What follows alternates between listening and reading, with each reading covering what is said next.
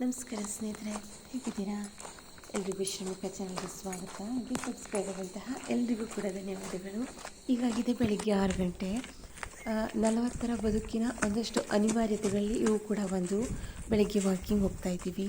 ಸುತ್ತಮುತ್ತಲ ಪರಿಸರ ತುಂಬ ಚೆನ್ನಾಗಿದೆ. ಇವತ್ತು ಚಳಿ ಕೂಡ ನಮ್ಮ ಕಡೆ. ಸ್ವಲ್ಪ ಬೆಳಗಾದ ಮೇಲೆ ಬಂದಿದ್ದೀವಿ, ಯಾಕೆಂದರೆ ನಮ್ಮ ಕಡೆ ಕಾಡು ಪ್ರಾಣಿಗಳ ಒಂದು ಸಮಸ್ಯೆ ಹೆಚ್ಚಾಗಿದೆ ಇತ್ತೀಚಿನ ದಿನಗಳಲ್ಲಿ. ನಿಶಾಚರಿಗಳಾದಂತಹ ಪ್ರಾಣಿಗಳೆಲ್ಲ ಹಗಲಲ್ಲೂ ಓಡಾಡುತ್ತೆ, ಹುಲಿ, ಕರಡಿ ಇವೆಲ್ಲ.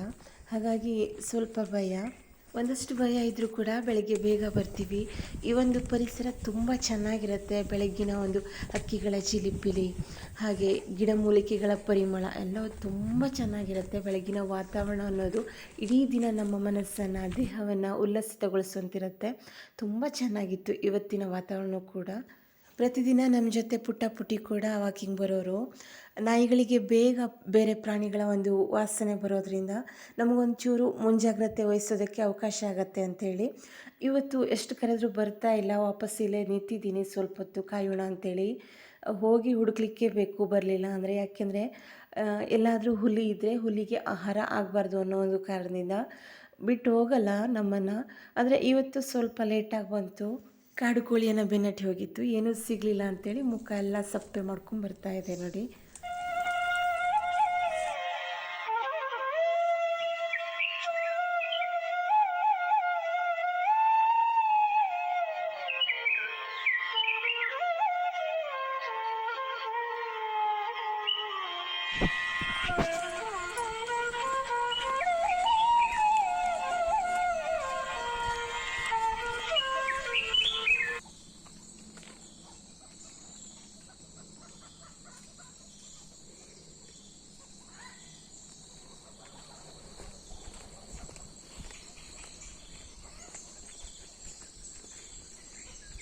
ತುಂಬ ಬೇಗ ಹೋದರೆ ಪ್ರಾಣಿಗಳೆಲ್ಲ ಇರುತ್ತೆ ಅಂಥೇಳಿ ಸ್ವಲ್ಪ ಲೇಟಾಗಿ ಹೋಗ್ತೀವಿ. ಸೂರ್ಯ ಕೂಡ ಬಂದ. ಹಾಗೆ ಬೆಳಗಿನ ತಿಂಡಿ ಅವಲಕ್ಕಿ ಮಾಡಿದ್ದೀನಿ. ಸುಲಭ, ಬೇಗ ಆಗುವಂಥದ್ದು. ಕಾರಣ ಯಾಕೆ ಎಷ್ಟು ಬೇಗ ಟಿಫಿನ್ ಆಗಬೇಕು ಅನ್ನೋದನ್ನು ಮುಂದೆ ತಿಳಿಸ್ತೀನಿ. ಅವಲಕ್ಕಿ ತರಕಾರಿನೆಲ್ಲ ಹಾಕಿದ್ದೆ, ಹಾಗೆ ಒಂದಷ್ಟು ದಾಳಿಂಬೆ ಹಣ್ಣುಗಳನ್ನೆಲ್ಲ ಹಾಕಿ ಬೇಗ ಆಗುವಂತಹ ಒಗ್ಗರಣೆ ಅವಲಕ್ಕಿಯನ್ನು ಮಾಡಿದ್ದೆ. ಮಕ್ಕಳಿಗೂ ಟಿಫಿನ್ ರೆಡಿ ಮಾಡಿದ್ದೀನಿ, ಪಲಾವ್ ಮಾಡಿದೆ. ಹಾಗೆ ಮಧ್ಯಾಹ್ನದ ಅಡುಗೆನೂ ಮಾಡಬೇಕಿತ್ತು ನನಗೆ. ಬೆಳಗ್ಗಿನ ಟಿಫಿನ್ನ ಜೊತೆಗೆ ಮಧ್ಯಾಹ್ನದ ಅಡುಗೆನೂ ಮಾಡಬೇಕಾಗಿತ್ತು. ಮಳೆಗಾಲದಲ್ಲಿ ತೆಂಗಿನಕಾಯಿ ಹೊರಗೆ ಇದ್ದದ್ರಿಂದ ಮೊಳಕೆ ಬರೋದಕ್ಕೆ ಶುರುವಾಗಿತ್ತು. ಈ ಥರ ಇರುತ್ತೆ ನೋಡಿ, ಮೊಳಕೆ ಬರಬೇಕಿದ್ರೆ ತೆಂಗಿನಕಾಯಿ ಸ್ವಲ್ಪ ಎಣ್ಣೆ ಆಗಿರುತ್ತೆ. ಇದನ್ನು ತಿನ್ನೋದಕ್ಕಂತೂ ತುಂಬ ಚೆನ್ನಾಗಿರುತ್ತೆ. ತೆಂಗಿನಕಾಯಿನೂ ಉಪಯೋಗಿಸ್ಕೋಬೋದು. ಸಾಂಬಾರನ್ನು ಮಾಡಿದರೆ ಸ್ವಲ್ಪ ಎಣ್ಣೆ ಆಗುತ್ತೆ ಅಂಥೇಳಿ ಚಟ್ನಿಯನ್ನು ಮಾಡೋಣ ಅಂತ ಅಂದ್ಕೊಂಡೆ. ಮಾವಿನಕಾಯಿ ಇತ್ತು, ನೀರಲ್ಲಿ ಹಾಕಿರೋದು. ಕಳೆದ ಬೇಸಿಗೆಯಲ್ಲಿ ಮೇ ತಿಂಗಳಲ್ಲಿ ನೀರಲ್ಲಿ ಹಾಕಿರೋದು ತುಂಬ ಚೆನ್ನಾಗಿತ್ತು. ಮಾವಿನಕಾಯಿ ಚಟ್ನಿ ತುಂಬ ಚೆನ್ನಾಗಿರುತ್ತೆ. ಕೆಂಪು ಚಟ್ನಿ ಮಾಡೋಣ ಅಂತ ಅಂದ್ಕೊಂಡೆ. ರೆಸಿಪಿನೇನು ವೀಡಿಯೋ ಮಾಡೋಕ್ಕಾಗಲಿಲ್ಲ ಸ್ನೇಹಿತರೆ, ಇನ್ನೊಮ್ಮೆ ಮಾಡ್ತೀನಿ. ಮಾವಿನಕಾಯಿನ ಹೇಗೆ ನೀರಲ್ಲಿ ಹಾಕಿದ್ದೆ ಅನ್ನೋದನ್ನು ಕಳೆದ ಒಂದಷ್ಟು ವೀಡಿಯೋಗಳನ್ನ ಹಿಂದಿನ ವೀಡಿಯೋದಲ್ಲಿ ಹಾಕಿದ್ದೆ. ಬರೀ ತಣ್ಣೀರಿನಲ್ಲಿ ಹಾಕಿದ್ದೀನಿ ನಾನು, ಮತ್ತು ಏನನ್ನೂ ಹಾಕಿಲ್ಲ. ಸ್ವಲ್ಪ ಉಪ್ಪನ್ನು ಹಾಕಿದ್ದೀನಿ. ತುಂಬ ಚೆನ್ನಾಗಿತ್ತು, ಗಟ್ಟಿಯಾಗಿತ್ತು. ಒಂದೇ ಒಂದು ಮಾವಿನಕಾಯಿನೂ ಹಾಳಾಗಿಲ್ಲ. ಜೊತೆಗೆ ಮೇಲಿಂದ, ನೀರಿನ ಮೇಲಿಂದ ಒಂಥರ ಬಿಳಿ ಪದರ ಬರುತ್ತೆ, ಅದು ಸಹಿಂದಿಲ್ಲ. ಉಪ್ಪು ಕಡಿಮೆ ಆದರೆ ಮೇಲೆ ನೀರಿನ ಮೇಲೆ ಪದರ ಬರುತ್ತೆ, ಹಾಗೇನೂ ಆಗಿಲ್ಲ. ಉಪ್ಪನ್ನು ಸಾಕಷ್ಟು ಹಾಕಿದ್ದೆ.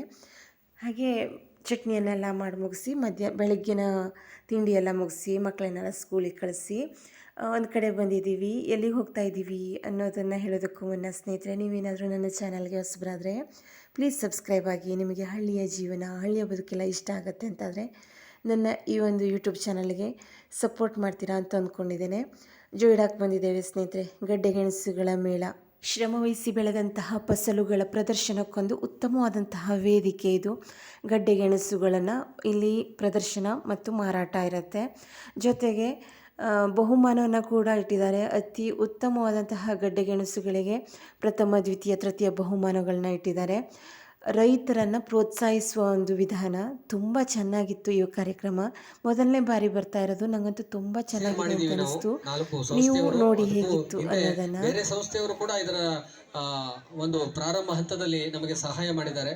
ಅವರೆಲ್ಲರನ್ನು ನಾವು ಈ ಸಂದರ್ಭದಲ್ಲಿ ನೆನಪು ಮಾಡ್ಕೊಳ್ತಾ, ಮತ್ತೆ ಇವತ್ತು ಈ ಒಂದು ಹಂತಕ್ಕೆ ತಲುಪಿದೆ ಅಂತಂದ್ರೆ ಗಡ್ಡೆಗೆಣಸಿನ ಮೇಳದ ಪ್ರಚಾರ ಕೇವಲ ನಮ್ಮ ರಾಜ್ಯ ಅಲ್ಲ, ರಾಷ್ಟ್ರ ಅಲ್ಲ, ಅಂತಾರಾಷ್ಟ್ರೀಯ ಮಟ್ಟಕ್ಕೂ ಕೂಡ ಗಡ್ಡೆಗೆಣಸಿನ ಪ್ರಚಾರ ಪ್ರಾರಂಭವಾಗಿದೆ. ಮುಂದಿನ ದಿವಸದಲ್ಲಿ ಅದ್ಭುತವಾದಂತಹ ಒಂದು ಜೋಯಿಡಾದ ಬ್ರ್ಯಾಂಡ್ ಗಡ್ಡೆಗೆಣಸು ಆಗಬಹುದು. ಮತ್ತೆ ಅದಕ್ಕೆ ಅತ್ಯಂತ ಒಳ್ಳೆಯ ಬೆಲೆ ಅಥವಾ ರೈತರಿಗೆ ಒಂದು ಅನುಕೂಲಕರವಾದಂತಹ ವಾತಾವರಣ ನಿರ್ಮಾಣ ಆಗಬೇಕು. ಅದಕ್ಕಾಗಿ ಬಂದಂತಹ ನಿಮ್ಮ ಎಲ್ಲರಿಗೂ ಮತ್ತೊಮ್ಮೆ ವಿನಂತಿ ಮಾಡಿಕೊಳ್ತಾ, ಬಂದವರೆಲ್ಲರೂ ಕೂಡ ನೀವು ಕೂಡ ನಮ್ಮ ಗಡ್ಡೆಗೆಣಸಿನ ಮೇಳದ ರಾಯಭಾರಿಗಳು. ಕೈ ಚೀಲದ ವ್ಯವಸ್ಥೆ ಆಗ್ತಾ ಇದೆ. ಶ್ರೀಯುತ ರಾಜೇಶ್ ತಿವಾರಿ ಸರ್ ಅವರು ಈಗ ನಮಗೆ WCPM ಪರವಾಗಿ ಏನು ಬಟ್ಟೆಯ ಕೈ ಚೀಲವನ್ನ पिशवी हाडून दिलेला असा त्याची आम्ही आता ಈಗ उद्घाटन करता. ವೇದಿಕೆ ಮೇಲಿನ ಎಲ್ಲ ಗಣ್ಯರು ಕೂಡ ಆ ಒಂದು ಕೈ ಚೀಲ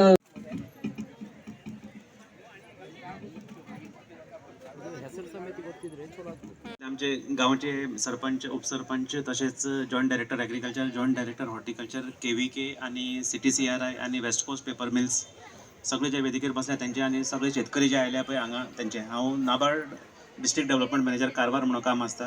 ಯಲ್ಲಾಪುರದ ಕೃಷಿ ಇಲಾಖೆ ವತಿಯಿಂದ ನಮಗೆಲ್ಲ ಬರೋದಕ್ಕೆ ಅವಕಾಶ ಸಿಕ್ತು. ನಾವೊಂದಷ್ಟು ಜನ ಗೆಳತಿಯರೆಲ್ಲ ಸೇರಿ ಬಂದಿದ್ದೀವಿ. ನಾನಂತೂ ಇದೇ ಮೊದಲನೇ ಬಾರಿ ಬಂದಿರೋದು. ತುಂಬ ಚೆನ್ನಾಗಿತ್ತು ಕಾರ್ಯಕ್ರಮ.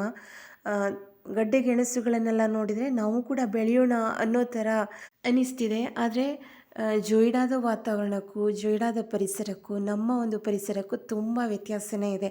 ನಮ್ಮ ಕಡೆ ಮಂಗಗಳ ಹಂದಿಗಳ ಹಾವಳಿ ತುಂಬ ಇದೆ. ಹಾಗಾಗಿ ಎಷ್ಟೋ ವರ್ಷಗಳ ಕಾಲ ನಾವು ಕೂಡ ಬೆಳೆದು ಅದರಲ್ಲಿ ಪ್ರತಿಫಲವನ್ನು ಕಾಣೋದಕ್ಕಾಗದೇ ಈಗ ಕೈ ಚೆಲ್ಲಿ ಕೂತಿದ್ದೇವೆ.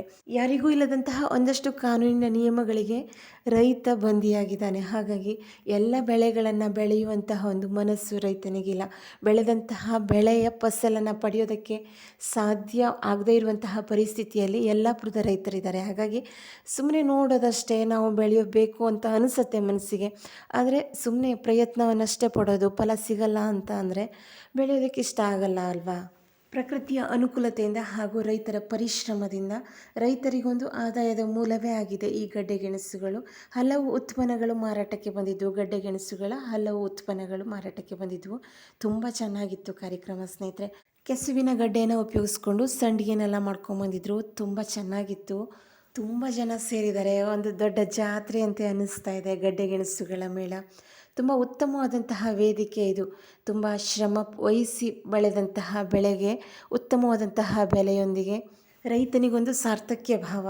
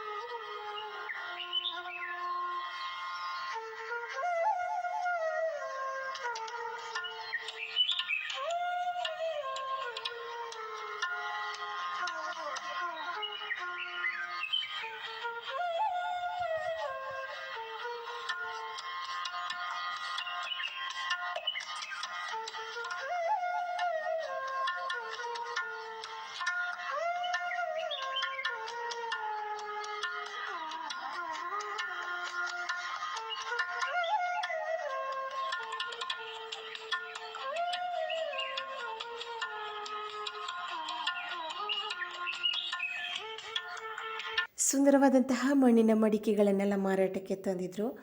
ಹಾಗೆ ತರಕಾರಿ ಸಸ್ಯಗಳನ್ನು ಕೂಡ ತಂದಿದ್ದರು. ತುಂಬ ಚೆನ್ನಾಗಿದೆ, ಹಸಿರಾದಂತಹ ತರಕಾರಿ ಸಸ್ಯಗಳಾಗಿತ್ತು. ಹಾಗೆ ಇಲ್ಲಿ ಚಕ್ಕುಲಿಗಳನ್ನೆಲ್ಲ ಮಾಡುವಂತಹ ಮಷೀನು ಇವುಗಳನ್ನೆಲ್ಲ ಪ್ರದರ್ಶನಕ್ಕಿಟ್ಟಿದ್ರು. ತುಂಬ ಚೆನ್ನಾಗಿತ್ತು ಕಾರ್ಯಕ್ರಮ. ರೈತರಿಗೊಂದು ಒಂದಷ್ಟು ಮಾಹಿತಿಗಳನ್ನ ಒದಗಿಸುವಂತಹ ಒಂದು ಕಾರ್ಯಕ್ರಮ ಇದಾಗಿತ್ತು. ಯಲ್ಲಾಪುರದ ಕೃಷಿ ಇಲಾಖೆ ವತಿಯಿಂದ ನಾವೊಂದಷ್ಟು ಜನ ಬಂದಿದ್ವಿ. ಒಂದಷ್ಟು ಜನ ಹೊಸ ಗೆಳತಿಯರು ಸಿಕ್ಕಿದ್ರು ನನಗಂತೂ ತುಂಬ ಖುಷಿಯಾಯಿತು ಇವತ್ತಿನ ದಿನ. ಹಾಗೆ 1-2 ತಾಸು ಗಡ್ಡೆಗೆಣಸುಗಳ ಮೇಳದಲ್ಲಿ ಓಡಾಡಿ ನಮಗೆ ಬೇಕಾದಂತಹ ಗಡ್ಡೆಗೆಣಸುಗಳನ್ನ ತಗೊಂಡು ಊಟನೆಲ್ಲ ಮಾಡಿ ಈಗ ಮತ್ತೊಂದು ಕಡೆ ಬಂದಿದ್ದೀವಿ. ಇತ್ತೀಚಿನ ದಿನಗಳಲ್ಲಿ ರಾಜ ಬೆಳೆಯಾದಂತಹ ಅಡಿಕೆ ತನ್ನ ರಾಜ ಗಾಂಭೀರ್ಯವನ್ನು ಕಳೆದುಕೊಳ್ತಾ ಇದೆ. ಕಾರಣ ಎಲೆ ಚುಕ್ಕಿ ರೋಗ. ಹಾಗಾಗಿ ರೈತರು ಪರ್ಯಾಯ ಬೆಳೆಯನ್ನು ಬೆಳೆಯೋದಕ್ಕೆ ಮನಸ್ಸು ಮಾಡಲಿಕ್ಕೆ ಬೇಕು. ಪರ್ಯಾಯ ಬೆಳೆಯನ್ನು ಬೆಳೆಯುವಂತಹ ಕನಸು ಕಾಣಲಿಕ್ಕೆ ಬೇಕಾಗಿದೆ. ಅನಿವಾರ್ಯವಾಗಿ ಬದುಕನ್ನು ಕಟ್ಟಬೇಕು ಅಂತಾದರೆ ಪರ್ಯಾಯ ಬೆಳೆಯತ್ತ ಮನಸ್ಸು ಮಾಡಲಿಕ್ಕೆ ಬೇಕಾಗಿದೆ. ಹಾಗಂತ ಎಲ್ಲ ಬೆಳೆಯನ್ನು ಬೆಳೆಯುವಂತಿಲ್ಲ ಒಂದು ಯಲ್ಲಾಪುರದ ರೈತರ ಪರಿಸ್ಥಿತಿ. ಯಾಕೆಂದರೆ ಇಲ್ಲಿನ ಒಂದು ಪ್ರಾಕೃತಿಕ ವ್ಯವಸ್ಥೆ ಕಾಡುಗಳಿಂದನೇ ತುಂಬಿರುವಂತಹ ಸಣ್ಣ ಪುಟ್ಟ ಹಿಡುವಳಿದಾರರಾಗಿರುವಂತಹ ರೈತರಿಗೆ ಕಾಡು ಪ್ರಾಣಿಗಳ ಹಾವಳಿ ಹೆಚ್ಚಾಗಿದೆ. ಹಾಗಾಗಿ ಎಲ್ಲ ಬೆಳೆಯನ್ನು ಬೆಳೆಯುವಂತಿಲ್ಲ. ಹಾಗಾಗಿ ಇಲ್ಲಿ ದಾಲ್ಚಿನ್ನಿ ಬೆಳೆದಂತಹ ರೈತರ ಒಂದು ಸಂದರ್ಶನ ಮಾಡೋದಕ್ಕೋಸ್ಕರ ಎಲ್ಲರೂ ಬಂದಿದ್ದಾರೆ. ಸದ್ಯದ ಮಟ್ಟಿಗೆ ದಾಲ್ಚಿನ್ನಿಗೆ ಮಂಗನ ಒಂದು ತೊಂದರೆಯಾಗಲಿ, ಹಂದಿಯ ತೊಂದರೆಯಾಗಲಿ ಇಲ್ಲ. ಹಾಗಾಗಿ ಇದನ್ನು ಬೆಳೆದರೆ ಸ್ವಲ್ಪ ಬದುಕು ಯಥಾಸ್ಥಿತಿ ಕಾಯ್ಬೋದೇನೋ ಅನ್ನೋ ಒಂದು ಆಸೆ ಅಷ್ಟೇ. ಯಲ್ಲಾಪುರದಲ್ಲಿ ಇಲ್ಲದ ಪ್ರಾಣಿಗಳಿಲ್ಲ. ಏಲಕ್ಕಿಯನ್ನು ಬೆಳೆದ್ರೆ ನವಿಲು, ಕಬ್ಬನ್ನು ಬೆಳೆದ್ರೆ ಹಂದಿ, ಬಾಳೆಯನ್ನು ಬೆಳೆದ್ರೆ ಮಂಗ, ಒಟ್ಟಿನಲ್ಲಿ ಯಾವುದನ್ನು ಬೆಳೆಯೋದಕ್ಕೂ ಅವಕಾಶವನ್ನು ಕೊಡ್ತಾ ಇಲ್ಲ ಕಾಡು ಪ್ರಾಣಿಗಳು. ಸದ್ಯದ ಮಟ್ಟಿಗೆ ದಾಲ್ಚಿನ್ನಿಯನ್ನು ಬೆಳೆದ್ರೆ ಯಾವುದೇ ಬಾಧೆ ಇಲ್ಲ ಅನ್ನುವ ಒಂದು ಭರವಸೆಯೊಂದಿಗೆ, ಬದುಕನ್ನು ಕಟ್ಕೋಬೋದು ಅನ್ನೋ ಭರವಸೆಯೊಂದಿಗೆ ವಾಪಸ್ ಬರ್ತಾ ಇದ್ದೀವಿ. ತುಂಬ ಚೆನ್ನಾಗಿ ಬೆಳೆದಿದ್ದಾರೆ ಇಲ್ಲಿ ದಾಲ್ಚಿನ್ನಿಯ ಗಿಡಗಳನ್ನು. ತುಂಬ ಚೆನ್ನಾಗಿತ್ತು, ಹಸಿರಾಗಿ ಕೂಡಿತ್ತು. ಹಾಗೆ ದಾಲ್ಚಿನ್ನಿ ಬೆಳೆದವರ ಮನೆಯಲ್ಲೇ ಚಹಾನೂ ಕುಡಿತಾ ಇದ್ದೀವಿ. ಬರೀ ಚಹಾ ಒಂದೇ ಅಲ್ಲ, ತಿಂಡಿನೆಲ್ಲ ಕೊಟ್ಟಿದ್ದರು, ತುಂಬ ಪ್ರೀತಿ ಮಾಡಿದರು. ಶಂಕರಪೋಳೆ, ಹಪ್ಪಳ, ಒತ್ತಪ್ಪಳ ಅಂತೇಳಿ ಮಳೆಗಾಲದಲ್ಲಿ ಮಾಡಿದ್ರಂತೆ. ತುಂಬ ಅಂದರೆ ತುಂಬ ಟೇಸ್ಟಿಯಾಗಿತ್ತು. ಹಾಗೆ ಒಂಥರ ಕಾಯಿ ಉಂಡೆನ ಮಾಡಿದರು. ಹಾಗೆ ಅಪರೂಪದ ಕಂಚಿ ಹಣ್ಣು ತುಂಬ ಸಿಹಿಯಾಗಿತ್ತು. ಅವರ ಮನಸ್ಸಿನಷ್ಟೇ ಸಿಹಿಯಾಗಿತ್ತು. ಇಲ್ಲಿಯ ಅಕ್ಕನ ಮನಸ್ಸಿನಷ್ಟೇ ಸಿಹಿಯಾಗಿತ್ತು. ತುಂಬ ಚೆನ್ನಾಗಿತ್ತು. ತುಂಬ ಅಪರೂಪಕ್ಕೆ ಇಂತಹ ಕಾರ್ಯಕ್ರಮಗಳಿಗೆ ಹೋಗುವಂತಹ ನಮಗೆ ಬೆಳಗ್ಗೆಯಿಂದ ಮನೆಯನ್ನು ಬಿಟ್ಟು ಏನೋ ಒಂಥರ ಅನಿಸಿತು. ಮಜ್ಜಿಗೆನೆಲ್ಲ ಕುಡಿದ್ವಿ, ಮತ್ತೆ ಮನೆಯ ನೆನಪಾಯಿತು. ಒಂಥರ ಅಮೃತ ಸಿಕ್ಕಂತಾಯಿತು. ತುಂಬ ಚೆನ್ನಾಗಿತ್ತು. ಇವತ್ತಿನ ಈ ಮನೆಯಲ್ಲಿ ಕಳೆದಂಥ ಒಂದಷ್ಟು ಕ್ಷಣಗಳಂತೂ ತುಂಬ ಚೆನ್ನಾಗಿತ್ತು. ಮತ್ತು ಹಾಗೆ ಜೊತೆಗೆ ಇನ್ನೊಂದಷ್ಟು ಖುಷಿ, ನನ್ನ ಈ ಒಂದು ಪುಟ್ಟ ಯೂಟ್ಯೂಬ್ ಚಾನಲ್ನ ಸಬ್ಸ್ಕ್ರೈಬರ್ಸು ಕೂಡ ಅಂತೆ ಅವ್ರು ಹೇಳಿದರು. ತುಂಬ ಖುಷಿ ಆಯಿತು. ಹಾಗೆ ವಾಪಸ್ ಬರ್ತಾ ಇದ್ದೀವಿ. ಸಂಜೆ ಆಯಿತು, ಈಗ 5 ಗಂಟೆ. ಒಂದಷ್ಟು ನೆನಪುಗಳ ಮೂಟೆಯನ್ನು, ಒಂದಷ್ಟು ಕನಸುಗಳ ಮೂಟೆಯನ್ನು, ಬದುಕಿನ ಭರವಸೆಯ ಮೂಟೆಯನ್ನು ಹೊತ್ತು ಬರ್ತಾ ಇದ್ದೀವಿ. ಯಾಕೆಂದರೆ ಇತ್ತೀಚಿನ ದಿನಗಳಲ್ಲಿ ಎಲೆಚುಕ್ಕೆ ಎಲ್ಲರ ಒಂದು ಬದುಕಿನ ಕನಸನ್ನು ಕಸಿದುಕೊಳ್ತಾ ಇದೆ. ಹಾಗಾಗಿ ಏನಾದರೂ ಬೆಳಿಬಹುದೇನೋ ಅನ್ನೋ ಒಂದು ಕನಸು ಅಷ್ಟೇ. ಕಾಡು ಪ್ರಾಣಿಗಳಿಂದ ರೈತರಿಗಿರುವಂತಹ ಕಾನೂನು ಬದಲಾವಣೆ ಆದರೆ ಒಂದಷ್ಟು ಕನಸುಗಳು ನನಸಾಗಬಹುದು ಅಷ್ಟೇ. ಸೂರ್ಯಾಸ್ತಮಾನದ ಸಮಯ ತುಂಬ ಚೆನ್ನಾಗಿತ್ತು. ಒಂದಷ್ಟು ಹೊತ್ತು, 5 ನಿಮಿಷ ಇಲ್ಲಿ ನಿಂತು ಮತ್ತೆ ವಾಪಸ್ ಮನೆಗೆ ಬರ್ತಾ ಇದ್ದೀವಿ. ಇವತ್ತಿನ ದಿನ ತುಂಬ ಖುಷಿಯಿಂದ ಕಳೆದ್ವಿ ಸ್ನೇಹಿತರೆ. ಹೀಗಿತ್ತು ನನ್ನ ಇವತ್ತಿನ ದಿನದ ಒಂದಷ್ಟು ಕ್ಷಣಗಳು. ಮತ್ತೆ ನಾಳಿನ ವಿಡಿಯೋದಲ್ಲಿ ಸಿಗೋಣ. ವಿಡಿಯೋ ನೋಡಿದ್ದಕ್ಕೆ ಧನ್ಯವಾದಗಳು.